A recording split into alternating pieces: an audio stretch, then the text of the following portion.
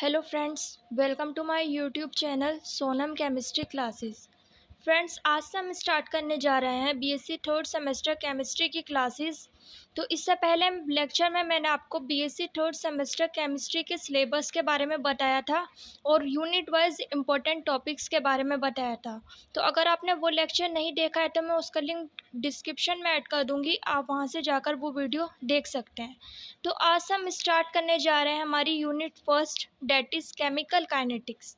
आज के लेक्चर में इसका हम बेसिक इंट्रोडक्शन समझेंगे और समझेंगे रेट ऑफ रिएक्शन क्या होती है। तो ये जो lecture he Hindi and English medium student दोनों टाइप के स्टूडेंट के लिए बेनिफिशियल है। हिंदी वाले स्टूडेंट्स अपनी लैंग्वेज में एग्ज़ाम में लिख सकते हैं, क्योंकि यहाँ पर मैंने जो नोट्स प्रोवाइड किए हैं वो इंग्लिश में प्रोवाइड किए हैं, लेकिन मैं आपको हिंदी में एक्सप्लेन करती हूँ, तो आप अपनी लैंग्वेज में अपने नोट्स बना सकते हैं। Now without wasting our time let's start our lecture.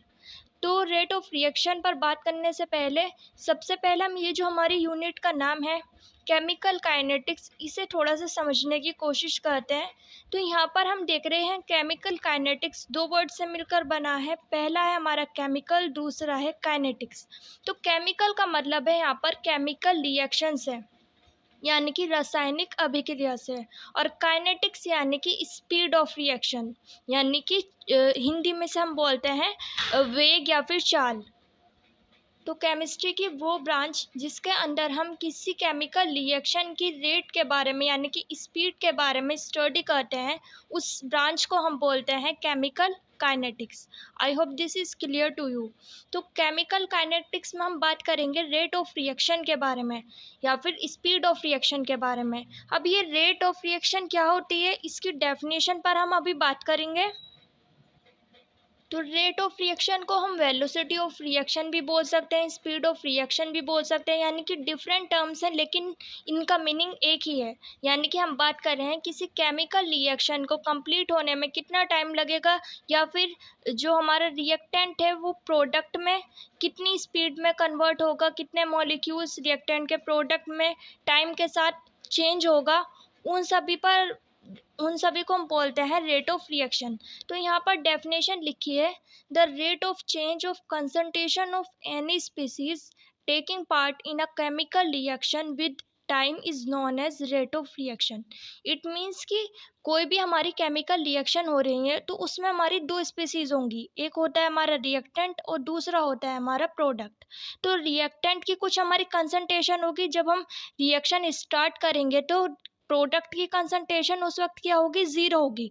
तो जैसे जैसे केमिकल रिएक्शन आगे प्रोसीड होगी तो रिएक्टेंट की कंसंट्रेशन डिक्रीज होने लगेगी, क्योंकि रिएक्टेंट क्या होगा, प्रोडक्ट में कन्वर्ट होने लगेगा, और प्रोडक्ट की कंसंट्रेशन टाइम के साथ इंक्रीज होगी, क्योंकि रिएक्टेंट प्रोडक्ट में कन्वर्ट हो रहा है तो प्रोडक्ट की कंसंट्रेशन क्या हो रही है, इंक्रीज हो रही है। तो ये जो चेंज आ रहा है रिएक्टेंट और प्रोडक्ट की कंसंट्रेशन में टाइम के साथ, उसे हम बोलते हैं rate of reaction. For example कि हमारे पास कोई एक रिएक्शन है, that is A is converting into B, यानी कि हमारा ए क्या है, रिएक्टेंट है, और बी क्या है, प्रोडक्ट है। तो इसमें क्या हो रहा है कि 1 मिनट के अंदर हमारे क्या हो रहे हैं, 10 मॉलिक्यूल्स रिएक्टेंट के प्रोडक्ट में कन्वर्ट हो रहे हैं। अब हमारी एक और केमिकल रिएक्शन है, that is C is converting into D, यानी कि सी क्या है, यहाँ पर रिएक्टेंट है, और डी क्या है, यहाँ पर प्रोडक्ट है। अब यहाँ पर क्या हो रहा है, 1 मिनट के अंदर जब क्या हो रहे हैं, 20 मॉलिक्यूल रिएक्टेंट के यानी कि सी के डी में कन्वर्ट हो रहे हैं, यानी कि प्रोडक्ट में कन्वर्ट हो रहे हैं।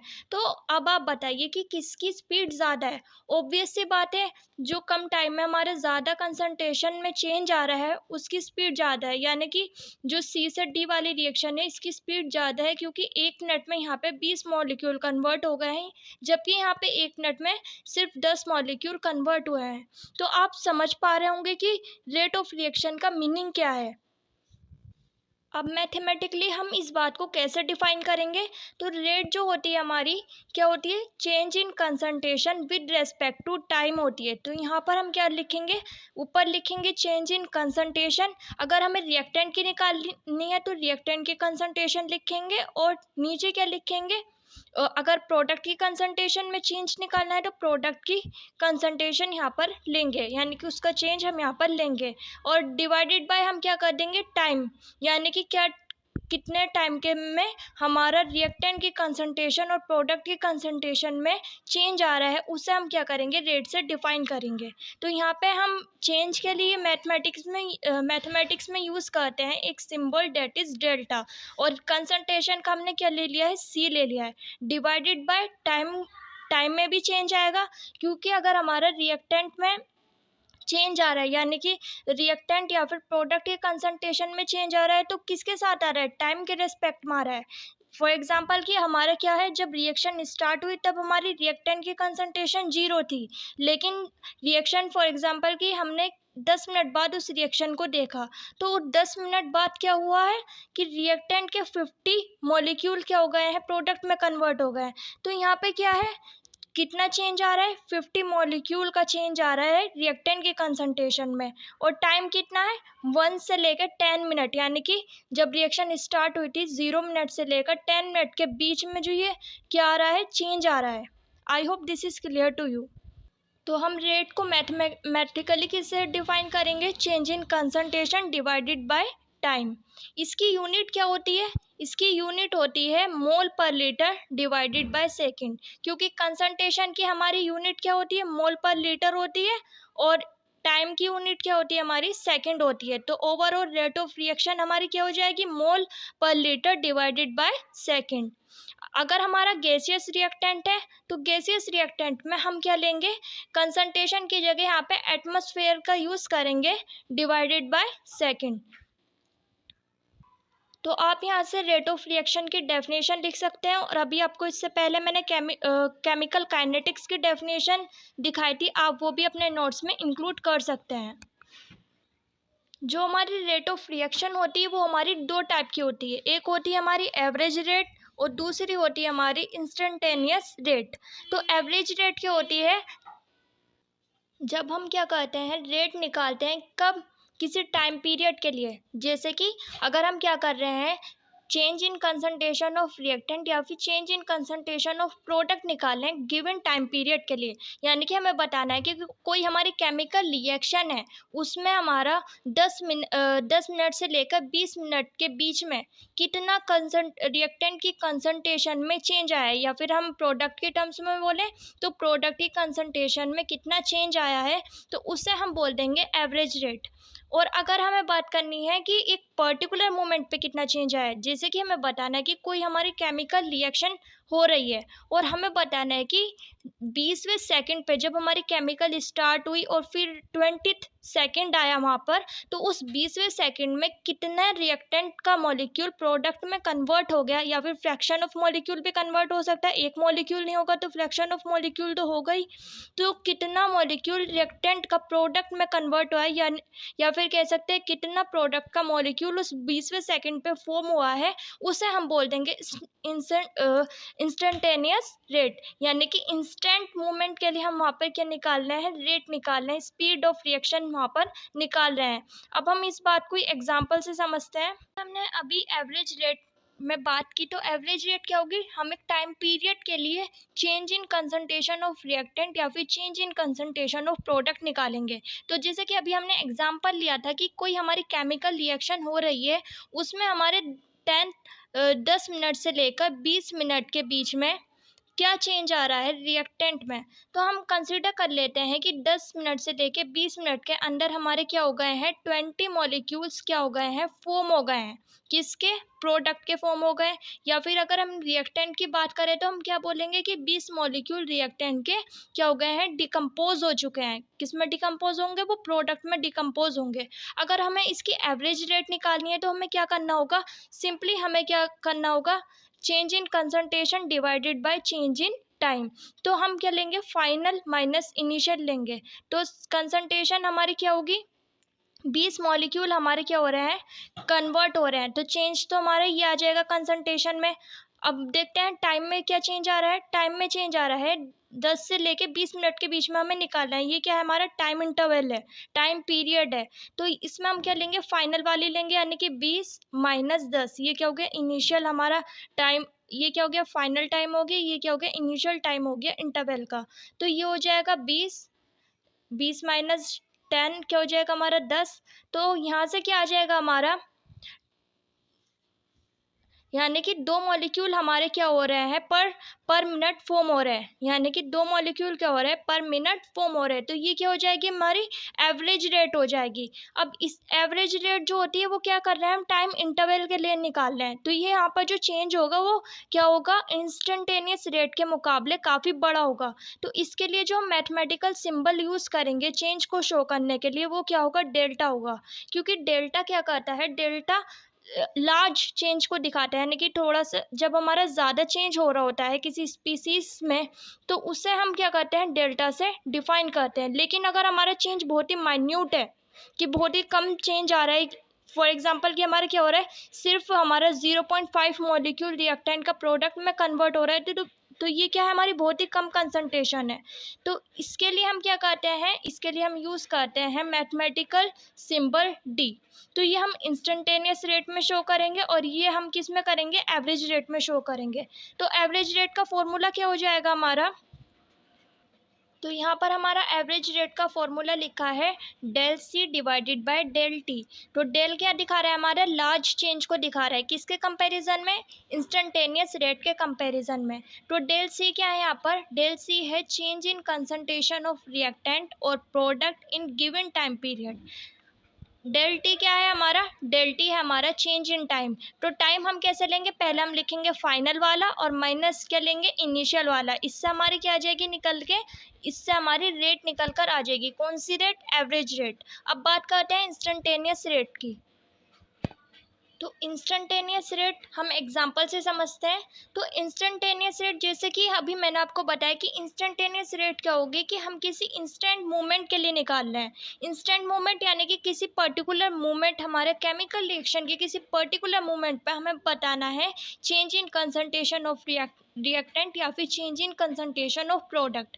तो फॉर एग्जांपल कि जैसे अगर हमें बताना है कि जो हमारी केमिकल रिएक्शन है उसके 3 सेकंड से लेकर 4 सेकंड के बीच में कितना चेंज आया है रिएक्टेंट की कंसंट्रेशन में। तो यहाँ पे हमने काफ़ी क्या लिया है, स्मॉल इंटरवल ऑफ टाइम लिया है। इससे भी ज़्यादा स्मॉल हो सकता है, जैसे कि अभी आपको बताया 20वें सेकंड पे, एग्जैक्ट 20वें सेकंड पे हमें निकालना हो कि कितना चेंज आया है, तो वो हमारा फ्रैक्शन में आ जाएगा, यानी कि किस में आ जाएगा, पॉइंट में आंसर आ जाएगा। लेकिन हम इजी रखने के लिए हम क्या कर रहे हैं, यहाँ पे हमने क्या ले लिया है, रियल नंबर ले लिया है, कि हमें बताना है जो हमारा 3 सेकंड से लेके 4 सेकंड के बीच में कितना चेंज आया है, किसमें, रिएक्टेंट की कंसंट्रेशन में। तो कंसिडर कर लेते हैं कि हमारा 2 मॉलिक्यूल हमारे क्या हो गए हैं, रिएक्टेंट के डिकम्पोज हो गए हैं। तो इसके लिए भी हम कौन सा फॉर्मूला यूज़ करेंगे, change in concentration of reactant और product divided by change in time. तो चेंज इन कंसंट्रेशन क्या आ रहा है हमारा, 2 मॉलिक्यूल, तो 2 ऊपर आ जाएगा, divided by change in time. Time हमारा यहाँ पे क्या है, बहुत ही हमने स्मॉल इंटरवल ऑफ टाइम लिया है। तो इसके लिए हम कौन सा सिंबल यूज़ करेंगे, इसके लिए हम यूज़ करेंगे डी। क्योंकि डी क्या बताता है हमें, डी स्मॉल चेंज के लिए बताता है, और डेल्टा हमें किससे बताता है, डेल्टा हमें लार्ज चेंज के लिए बताता है। तो यहाँ पे क्या आ गया है, 2 डिवाइडेड बाय 1। इट मीन्स हमारे 2 मॉलिक्यूल क्या हुए हैं, डिकम्पोज हुए हैं रिएक्टेंट के, एक क्या हुआ है, यूनिट टाइम में, यानी कि 1 सेकंड में 2 मॉलिक्यूल क्या हो गए हैं, डिकम्पोज हो गए। 3 से लेके 4 सेकंड के बीच में क्या आया है, 2 मॉलिक्यूल का चेंज आया है, किसकी कंसंट्रेशन में, रिएक्टेंट की कंसंट्रेशन में, और प्रोडक्ट की कंसंट्रेशन में भी आया है, क्योंकि वहाँ पे 2 मॉलिक्यूल क्या हो गए होंगे, इंक्रीज हो गए होंगे। तो ये जो हमने लिया है टाइम इंटरवल, ये काफ़ी, ये क्या हो सकता है, हमने ज़्यादा ही ले लिया है, इससे भी छोटा हम टाइम इंटरवल ले सकते हैं। जैसे कि अभी आपको बताया, हम किसी एग्जैक्ट पॉइंट पर हम क्या बताते हैं, इंस्टेंटेनियस रेट बताते हैं, लेकिन सिंपली हमें समझने के लिए मैंने ये वाला एग्जांपल लिया है। तो इसके लिए हम कौन सा फॉर्मूला यूज़ करेंगे, इंस्टेंटेनियस रेट निकालने के लिए हम सिंपली यूज़ करेंगे D C divided by D T. तो डी सी क्या हो जाएगा हमारा, change in the concentration of reactant और product, and divided by D T क्या हो जाएगा हमारा, चेंज इन टाइम। ये डी क्या बता रहा है, डी बता रहा है कि यहाँ पे बहुत ही हमारा स्मॉल चेंज आया होगा। टाइम इंटरवल भी हमारा क्या होगा, बहुत ही स्मॉल होगा, और जो कंसंट्रेशन में चेंज आया है वो भी क्या होगा, हमारा स्मॉल होगा। केमिकल काइनेटिक्स में हम किससे डील करते हैं, इंस्टेंटेनियस रेट से ज़्यादा डील करते हैं, क्योंकि हमें एग्जैक्ट पॉइंट पे रेट निकालना काफ़ी मुश्किल होता है, और वो ही हमारे लिए क्या होता है, इम्पोर्टेंट होता है कि किसी केमिकल रिएक्शन में किसी एक पर्टिकुलर मूवमेंट पे कितना चेंज आया है। तो केमिकल काइनेटिक्स में हम क्या करते हैं, इंस्टेंटेनियस रेट से ज़्यादा डील करते हैं, उसे हम ज़्यादा इम्पोर्टेंट मानते हैं। तो अब बात करते हैं इनके ग्राफ्स की। तो अगर हम रिएक्टेंट कंसंट्रेशन वर्सेस टाइम का ग्राफ देखें तो ये क्या होगा, हमारा कैसा आएगा कर्व, हमारा डिक्रीजिंग कर्व आएगा, क्योंकि रिएक्टेंट की कंसंट्रेशन हमारी टाइम, जब हमारा टाइम क्या होगा, ज़ीरो होगा, यानी कि जब हमारी केमिकल रिएक्शन स्टार्ट हुई है उस टाइम पर हमारी रिएक्टेंट की कंसंट्रेशन क्या होगी, मैक्सिमम होगी, और प्रोडक्ट की कंसंट्रेशन क्या होगी, उस वक्त ज़ीरो होगी। तो अब क्या होगा, जैसे जैसे टाइम बढ़ता जाएगा, आप देख रहे हैं यहाँ पे क्या हो रहा है, टाइम बढ़ रहा है, तो जैसे जैसे टाइम बढ़ता जाएगा वैसे वैसे रिएक्टेंट की कंसंट्रेशन क्या हो जाएगी, डिक्रीज हो जाएगी। बात करें अगर हम प्रोडक्ट की कंसंट्रेशन की, तो प्रोडक्ट की कंसंट्रेशन क्या होगी, टाइम के साथ इंक्रीज होगी। यहाँ पे हम देख रहे हैं, यहाँ पे जो ये ग्राफ बन रहा है वो यहाँ से बन रहा है, यानी कि ज़ीरो से स्टार्ट हो रहा है, क्योंकि जब टाइम ज़ीरो था उस वक्त प्रोडक्ट की कंसंट्रेशन भी ज़ीरो थी, लेकिन टाइम के साथ साथ रिएक्टेंट की कंसंट्रेशन डिक्रीज होती जाएगी और रिएक्टेंट प्रोडक्ट में कन्वर्ट होता रहेगा। इस वजह से प्रोडक्ट की कंसंट्रेशन क्या हो जाएगी, हमारी इंक्रीज हो जाएगी। अगर हम इसमें बात करें एवरेज रेट और इंस्टेंटेनियस रेट यहाँ पे प्लॉट करने की, तो हम क्या करते हैं कि यहाँ पे टाइम इंटरवल लेते हैं कि ये हमारा क्या है, एक पॉइंट ये रहा हमारा टाइम का, और एक पॉइंट हमारा ये रहा। फॉर एग्जांपल कि हमारा क्या था, ये 10 मिनट था, और ये क्या है हमारा 20 मिनट यहाँ पर ये था, और यहाँ पर हमने क्या ले लिया, 50 मॉलिक्यूल्स, यहाँ ले लिया हमने 60 मॉलिक्यूल्स। तो अब हम क्या कर रहे हैं, यहाँ पे ये चेंज निकालना होता है हमें कि इतने 10 मिनट से लेकर 20 मिनट के बीच में जो चेंज आ रहा है रिएक्टेंट की, प्रोडक्ट की बात कर रहे हैं यहाँ पर, तो प्रोडक्ट की कंसंट्रेशन में क्या चेंज आ गया, 10 मॉलिक्यूल का चेंज आ गया। तो इसे हम बोल रहे हैं एवरेज रेट, क्योंकि हमने टाइम पीरियड लिया है, टाइम इंटरवल क्या लिया है, इंस्टेंटेनियस रेट के कंपैरिजन में काफ़ी ज़्यादा लिया है।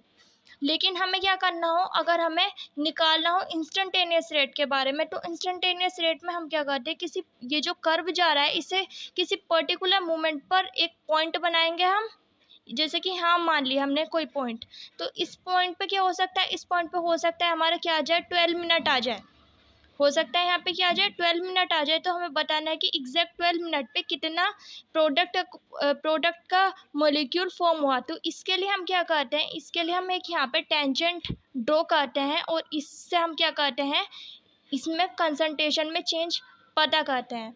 जो हमारे मैथमेटिक्स बैकग्राउंड के बच्चे होंगे उन्हें पता होगा कि किस तरह से हम ये करते हैं।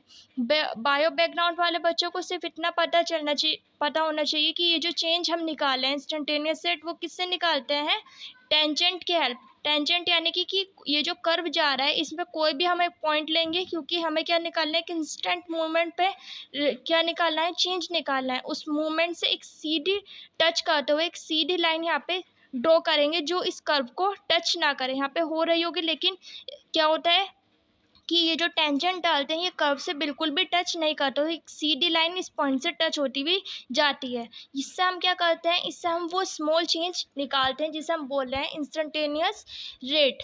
आई होप आपको समझ में आया हो कि रिएक्शन रेट क्या होती है, एवरेज रेट क्या होती है, इंस्टेंटेनियस रेट क्या होती है, और ग्राफ्स भी मैंने आपको बता दिए हैं। कोई भी डाउट है अगर आपको इस लेक्चर से लेकर, आप मुझे कमेंट सेक्शन में लिखकर पूछ सकते हैं। अगर आपको ये वीडियो पसंद आई है तो please like this video, share this video with your friends too, subscribe to my channel, and thanks for watching this video. Have a nice day.